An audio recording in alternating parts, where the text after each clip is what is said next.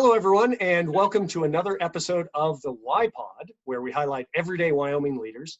Very excited today for you to learn about and hear about the Platte River Trails system. And we're joined by Angela Emery, the guru of all things trails in the Platte River area. And you'll get to hear a lot about the trails. Before we jump into that, though, Angela, we were talking about the fact that you've been involved with the trails for so long, so that does tie into your identity. But there actually was an Angela long before the Platte River Trails. So if you could, tell us a little bit about your background. Where did you come from and how did you get involved with the trails? Sure. So I met my husband, who's a Casper guy, born and raised here in college. We moved around quite a bit. My husband was in the military, and then we lived in Washington, D.C. for a while, and then in 1990 said, we're ready to come back to Casper and raise a family, be involved in a close-knit community. So 1990, now 30 years later, we've been here, and it's been a great ride. My job's been a great thing. Loved raising my children here, and so that's how we got here. And how did you actually get connected with the trails themselves? How did that occur? Sure. So, when we moved back, we expanded our family a bit, and I took a little time off from working, and then ready to go back, and actually entered an ad that was in the newspaper and interviewed. Little did I know that this would just become, my life's work and a real passion. So sometimes they say that your job finds you, and I feel really lucky that this job found me. Well, having seen so many events that you've done over the years, and now I'm proud to be a board member for the trails as well. It's amazing to see you in operation. You're a great advocate and a great ambassador for the program. So thanks for everything you do on their behalf. And well, it's really not me. It's really not me. And I guess I'd like to say just from the offset that the power of our community-led organization and what we've been able to accomplish is really related to the volunteers. I like to think of myself as an organizer. Hopefully I do that well, but it's the passion of people like Tom Struck, Bart Ray, Keith Tyler, and many, many others that really have brought us where we are today. Well, I'm excited for people to learn a little bit more, for those who are like I was, who don't have much familiarity with the trails. And the place where I thought we would start is actually with a bit of a visual approach. When you're going towards the pump house, for those folks who know that, and you're approaching from the east and driving west, one of the first things that people will notice is this massive derrick. Could you tell us a little bit about this? Sure. So this historic derrick is actually comprised of working components from rigs, Wyoming. Our board member Bart Ray searched far and wide for these different components, brought them together. We have some beautiful renderings of the engineering that went into actually putting this back together in its site there on the corner of First and Poplar. So now it stands there, as a tribute actually to our rich oil history. It's also in a spot that was one of the first parks that we ever developed back in the mid-1980s. It stands not too far from what we call Amoco Park, which is a tract of land that was donated to us by Amoco in the 80s. Sadly, it had become a dumping ground, so people would just pull up their car there and just offload things that they no longer wanted. And so when we went in and installed the trail there, we also, conserved and preserved this area. And the derrick is just kind of a beacon now, and hopefully something that makes people think of.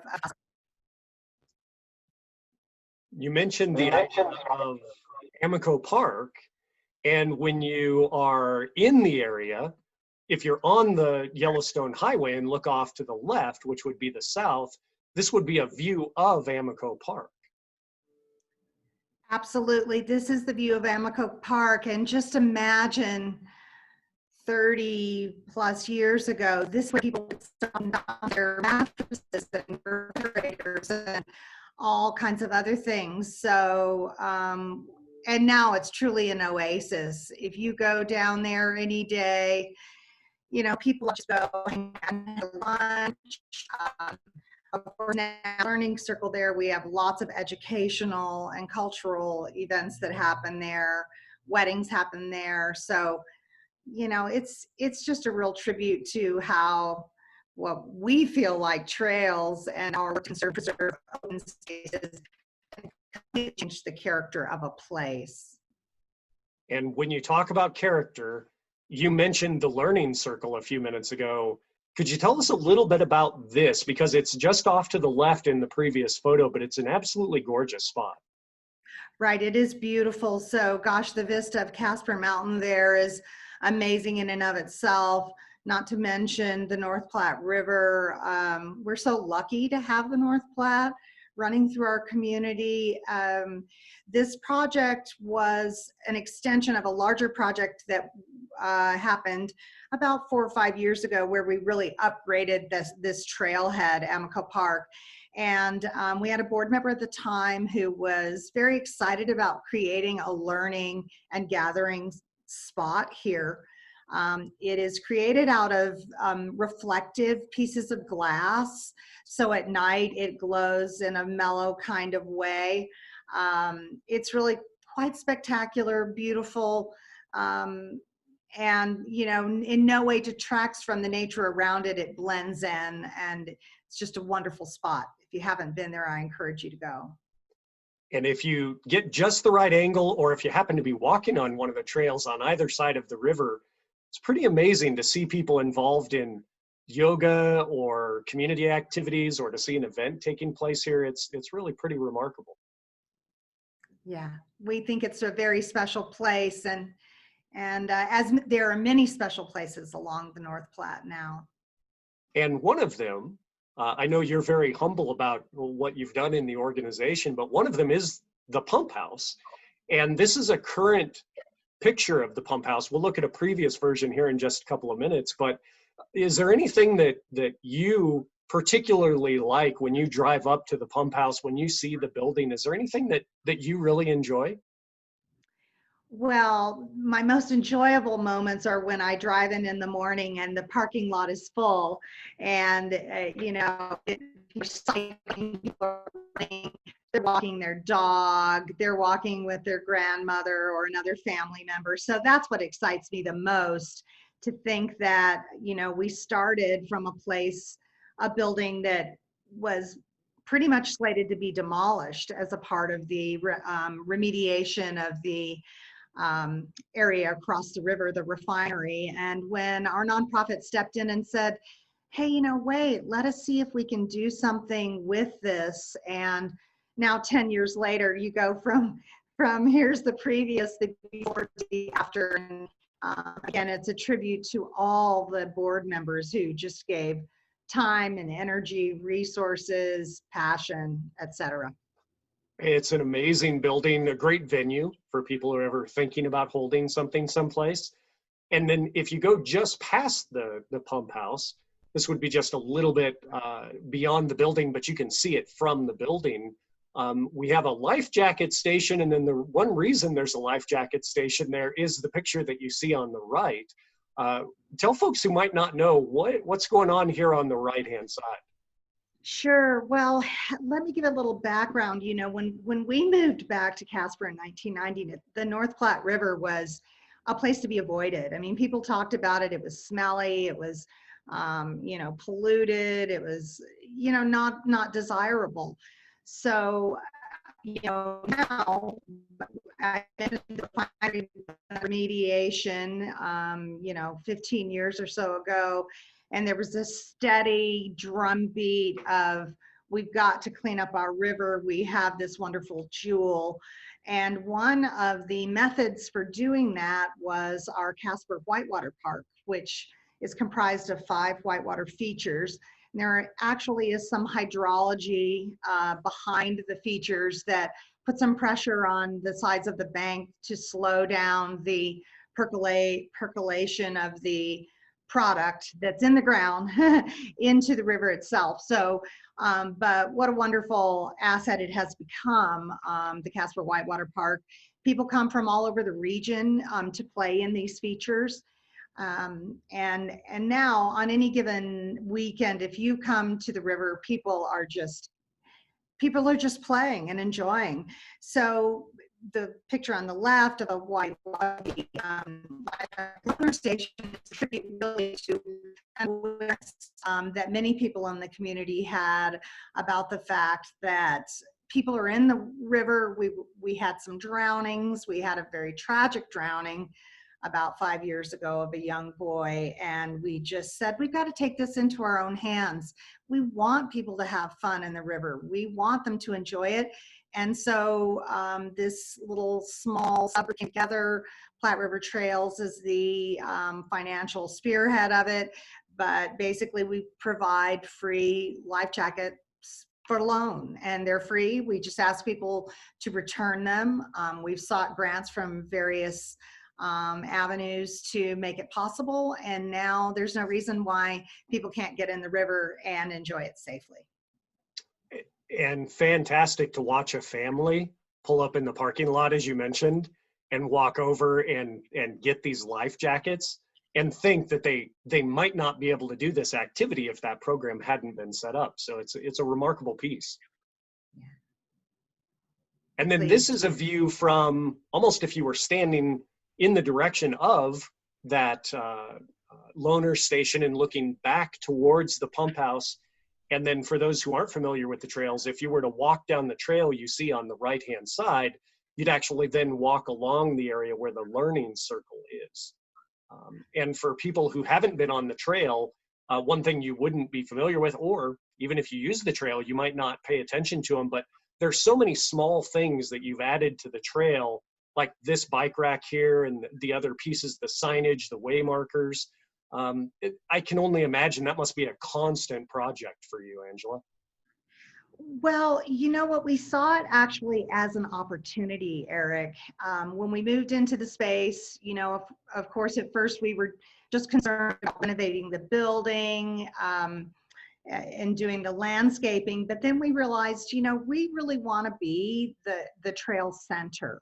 We want to be the place where people come. We have a couple of different public spaces. They are a nationally active group that came and helped us about 8 years ago determine ways that we could really activate our space. So we want there to be something for a lot of people to use. So you'll see the bike racks here.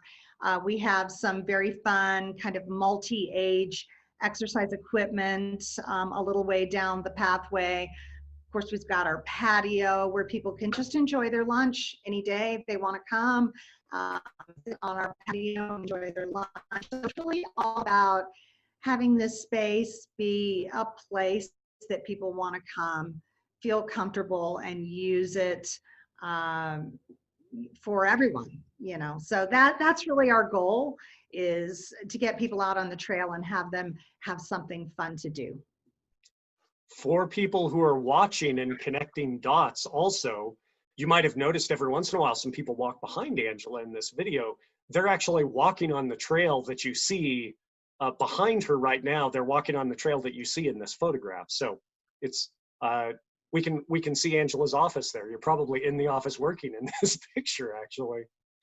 And then when we shift perspective just a little bit, again, for those folks who aren't familiar with the trails, you might not know how versatile they are.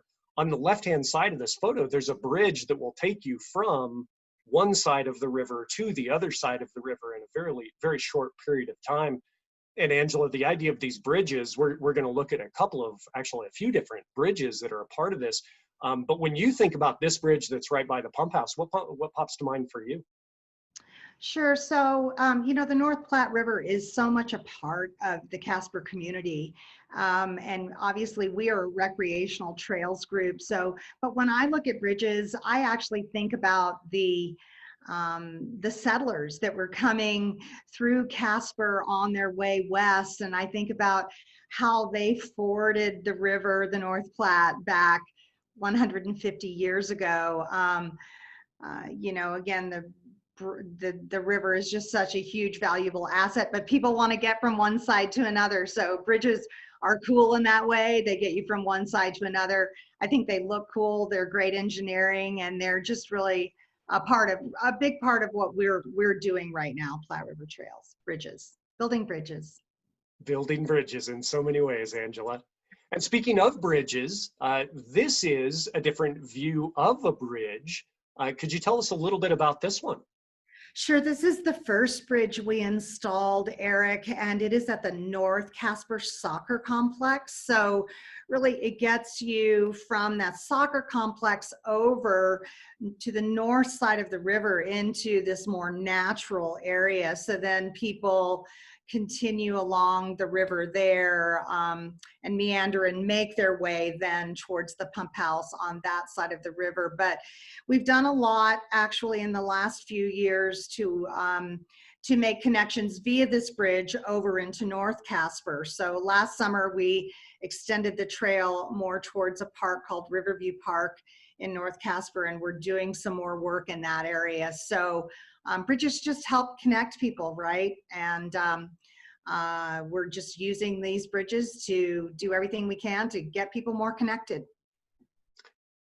And again, for those people who haven't been on the trails, it's a really cool experience to stand on a bridge that isn't clearly suspended moving out. It's a really neat feeling because it doesn't have all the overarching structures that I remember in bridges from when I was a kid.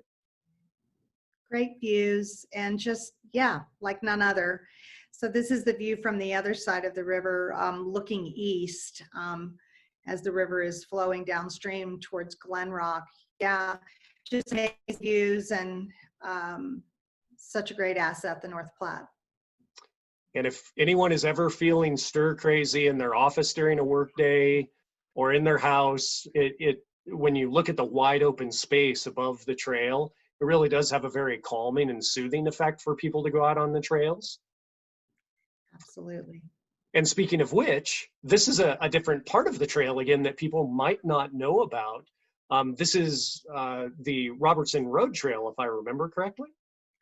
It is, Eric. And so really from our master plan in 1982, we always had a vision of traveling from the East Casper Soccer Complex all the way to Robertson Road, which is kind of the western boundary of the city of Casper right now.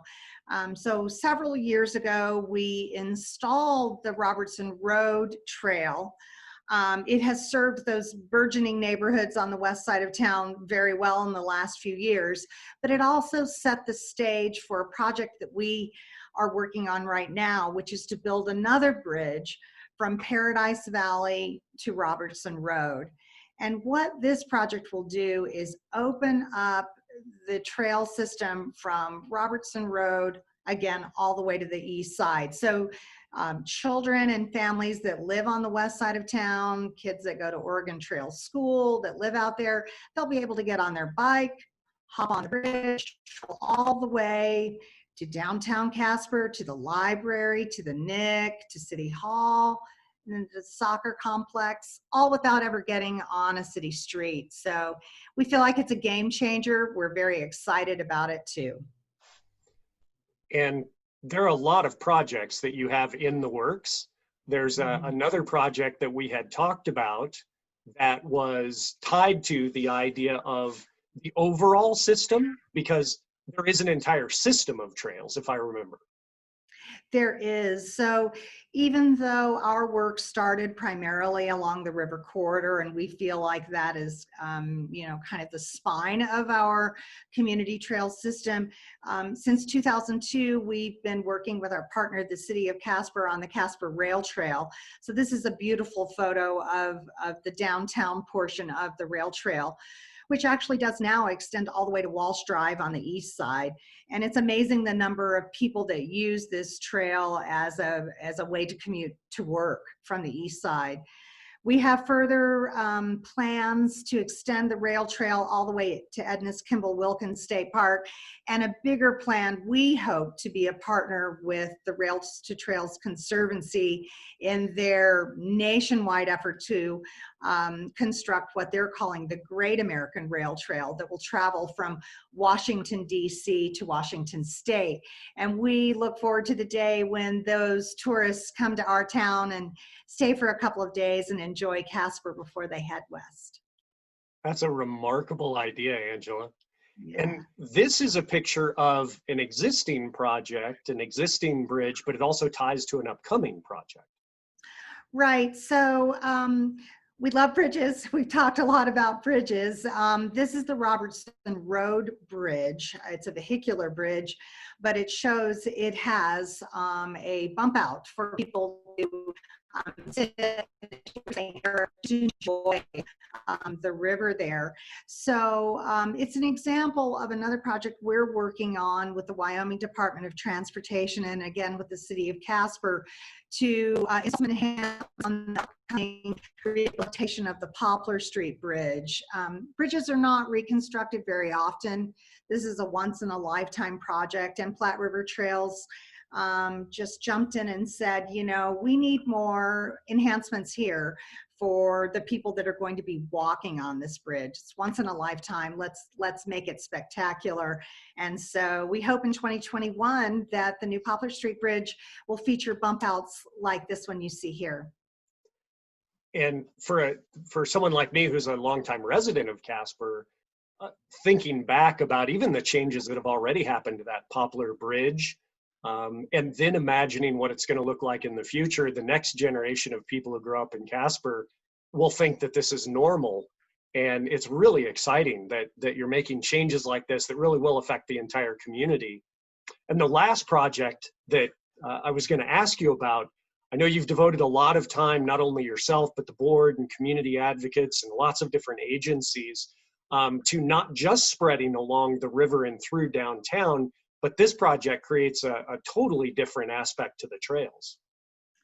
Right. And to be honest, when we started this project, so this is the Casper Mountain Road Trail, which really connects to the street bike lanes. So if you were traveling by bike on those lanes, you could transition then to this trail that runs south towards Casper Mountain, passes by Casper College, and heads on south there. We knew our trails, we needed more north-south trails, but when we started constructing this phase one, we couldn't even get the asphalt down before people were on just the scraped off trail there. And any day or night you walk by or drive by, you'll see people out and about, families, cyclists, etc. It's just the response to this project was amazing to us. And the tourist appeal, the visitor appeal that I could imagine, not only can you go along the trails and go through a great downtown area, but you could also go towards a mountain. It is one of the great things about Casper that we have all those different features in one place. Exactly. And Platte River Trails does have a long range goal to help in any way we can to get people all the way up on the mountain in an alternative transportation mode. There are people in the community that are working on that, and we're eager to partner with them. And really, I mean, again, as I said at the beginning, all of this work is really spearheaded by volunteers and visionaries here in Casper that see the potential of what we have for ourselves and for people that come and visit. But it's a fantastic kind of closing question to put out to you, Angela. The people who see an idea like this and they think not only would I want to maybe use the trails myself, but maybe I might want to be involved in some other way. You have a wide variety of events where you rely on volunteers. If people want to stay in touch with you, what are some good ways that they can be aware of what's going on and what's available? Sure. So we try to stay very active with the public via our social media page on Facebook and Instagram. We also send out regular e-blasts and just keep people apprised of events that we have going on and projects we have coming up and advocacy needs that we have. Because really, as I mentioned, we have all these volunteers and we know we couldn't have done the work without them. That means we need to perpetuate those volunteers. We always have to have people joining us and lending their voice and saying, this is important, we need this. So contacting me directly, platteriver@wyoming.com. I love to hear from people. I'll email you right back. I'll be hooked up. I guess when I look at this image too, Eric, I think of a new program that we've just launched called Art for the Trails. We're always trying to open up our trail system to new users. We know that everyone is not a cyclist, everyone is not a runner, whatever. So now we have this beautiful outdoor exhibit. It's up through mid-September.